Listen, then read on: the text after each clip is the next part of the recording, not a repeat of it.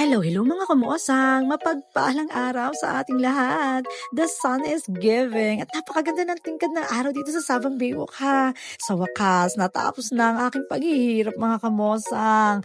Hangover no more na. Nakatulog at nakapagpahinga ng ayos eh. The best feeling ever talaga. Oo ha, aray ko. Ay tara at maka-duty na. Ganadong-ganado ang inyong kamosang man din. There you are! Hello, hello, Bergie! Ay, pag talaga wala kang nararamdamang kakaiba sa katawan mo, ay napaka-energetic natin. Ano nga mga kamosang?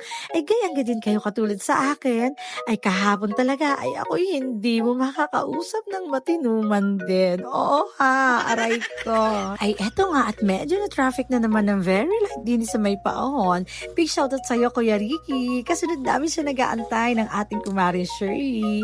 Medyo matagal nga kami nag-intay bago kami pinago ni Kuya. Pero okay lang dahil maganda naman ang aming mood ay very willing kami mag-intay.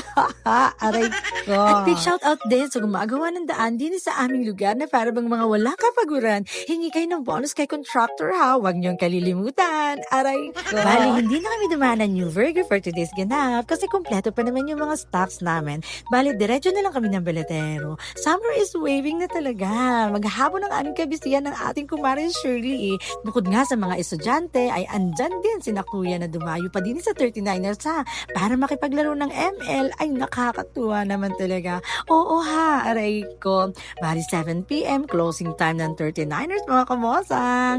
Yun lang. Salamat po sa panonood and see you on our next vlog. Bye!